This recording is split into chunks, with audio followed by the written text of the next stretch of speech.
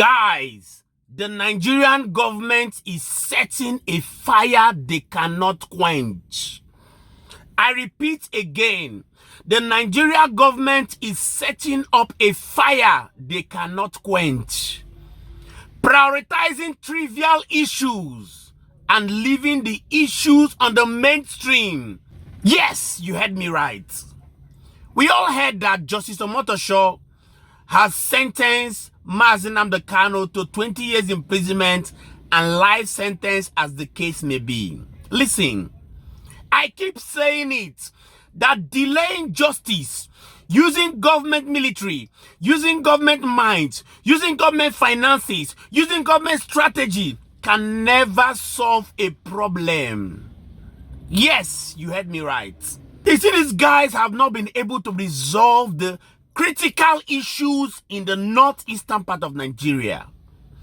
But yet, they are flexing their muscles on people who are agitating. Yes, I may not support the way Nnamdi Kanu may have gone about some of his actions, especially in the courts and previously, but trust me, we all know about the issues when we had crisis in the Niger Delta axis of Nigeria. And one of the best and most intelligent presidents of Nigeria, President Yar'Adua, may so rest in peace, was able to proffer peace using the win-win strategy in negotiation to bring about amnesty in the Niger Delta axis of Nigeria.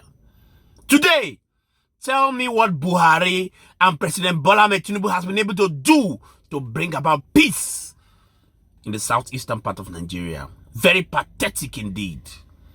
But trust me, you may joke with all the people sometime. You may joke with some of the people all the time, but you can never joke with all the people all the time. Let's take a look at an analysis that was done by a staunch public analyst to give us his thought about the judgment by Omotosho on Nnamdi Kanu. We saw it coming, so I don't think anyone should be surprised. Anyone that has been following the court proceeding against court proceeding on Nnamdi Kanu's case should not be surprised about the final outcome of the trial. What a shame! And even the federal government wanted him to be sentenced to death, but the judge, in his wisdom, citing biblical injunction, now sentencing to life imprisonment is struck death, but that his crime is deserving of death. But he decided to, waive the death sentence and sentenced him to life imprisonment. So I'm asking, what about the bandits in the northeast that they are negotiating with? They don't deserve life imprisonment. Huh? Is that what it means? I mean, no, listen, let me tell you, this is a political trial. At the end of the day, they will approach appeal courts. I don't know what's going to be the outcome of the appeal, but we'll watch. Then from the appeal, they will proceed to Supreme Court. Definitely, they will get to Supreme Court. And I believe maybe from the Supreme Court level, if the Supreme Court, upholds the ruling of appeal courts, because first from the High Court now to appeal, so they are going to approach appeal court. So if appeal court upholds the verdict of the High Court, they will now proceed to the last layer of courts in Nigeria, being the Supreme Court. Then if the Supreme Court upholds the ruling of this thing, so that is area where they will now expect the president to either pardon him or commute it to some years imprisonment. Definitely, what they are doing is that they want it to be a kind of a deterrence, for it to be a deterrence and a precedence, that you don't commit such crime and think that you go scot-free. Because if they free Nnamdi Kanu without him going through the legal process, it will not even be good for the country. Understand? Somebody might come out tomorrow to commit similar offense. So if Kanu case is not giving the punishment that it deserves, then that person, their tribe or this thing, it might cite that. Assuming, Mr. Henry, assuming that your postulation is right. Assuming that your postulation is right. What about Sore? What about Sunday Igboho? What about other activists that have been pardoned without going through all these processes? Well, you should understand that the Southeast political leaders are in support of this trial, both Soludo and the rest of them. And even as I speak to you, you saw the conduct of the young man in court, of which the judge, cited it. I'm not happy with his conduct throughout the duration of the trial. See a level of arrogance and all remorsefulness. It didn't show any remorse. We should understand that people died. People died over this cause. Understand? Let's just face. Let's be realistic about this. So, but he didn't even show remorse or, because I expected his conduct to show a level of remorse. He ridiculed the whole thing. Okay, I don't know whether he expected that if he has his lawyers if you sack his lawyers and decide to defend himself or try to ridicule the court or make caricature of the court and all that. So you should understand that even before now, government has already, written the script on what will be the final outcome of this thing. So, and they saw that he frustrated a lot of judges from handling the case before this Omotosho. I know that Omotosho is the person who does the dirty business of government in the judiciary. Most of his achievements, they have been decimated now. Most of his food soldiers have been decimated. A lot of people have died. It's ruling. So I think it's left for the political class, but it must show a level of remorse, and it must denounce his agitation. Understand? He must renounce his agitation and abandon it.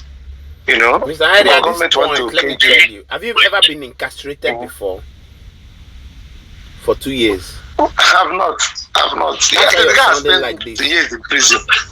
He has spent years in prison, So you should know that. Let us see.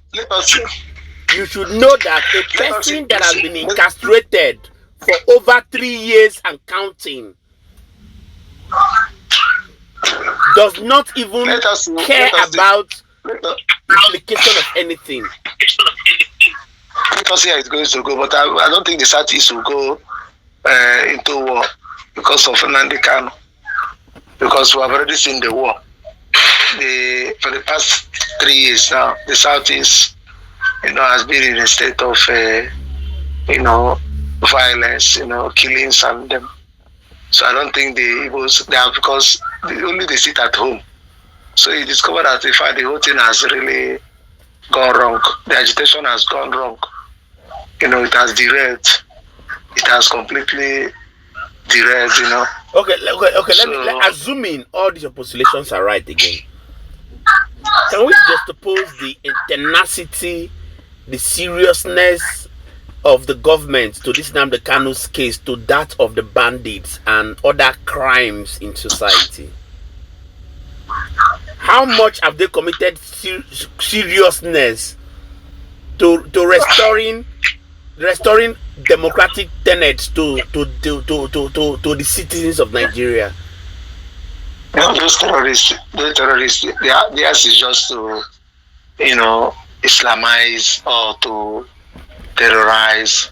But this one is separation. An attempt to divide the country, an attempt to split the country. It's a very big thing now. That's why I see they followed it that way. So Igboho Asuare, Igboho, yes, was as well agitating for separation.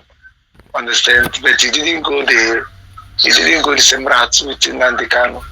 Introduce violence and incitement and recruitment of militia group and what have you.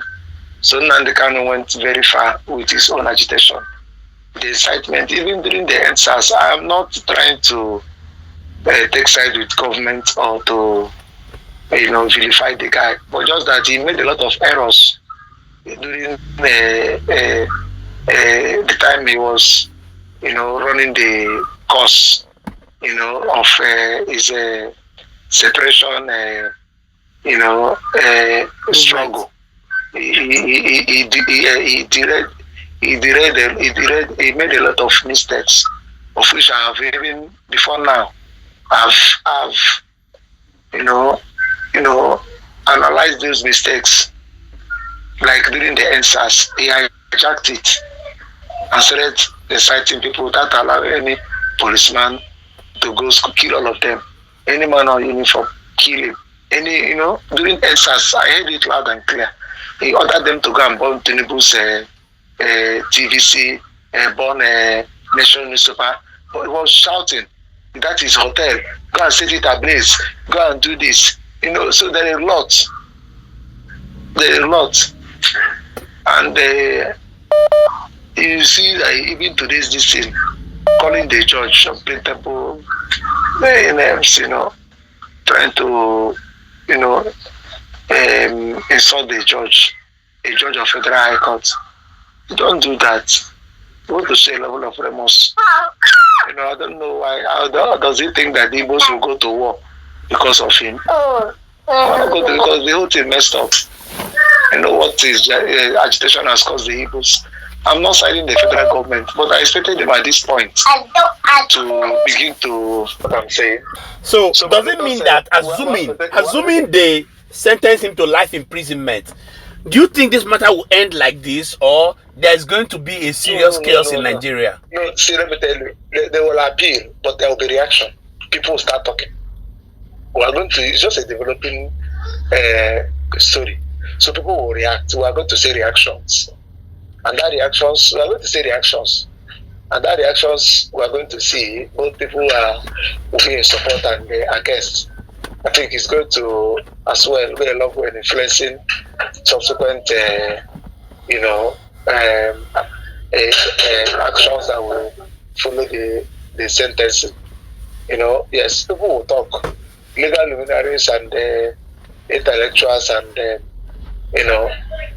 activists, human rights activists, and so there will be people will talk. It's going to dominate this thing.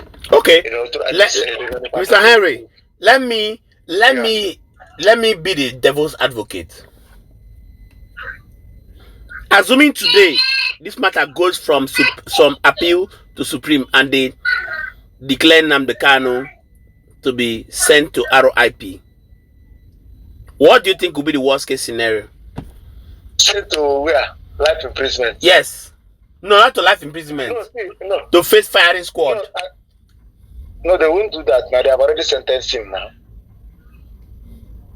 So there is no way appeal court. What appeal court will do is to uphold or to strike it off. Or even as appeal court does not have the jurisdiction to return them back to high court. Rather, they will support or they quash. And it's only Supreme Court that has power to return back case to High Court. Maybe if there is any diversity of justice, the Supreme Court will return the case back to High Court. But let us see what is going to play out. Because, I don't know, let's just see what is going to, but it's going to be better for him now, let him go to prison. Because now he's not going to be in DSS custody again. Prison, this thing will take him now.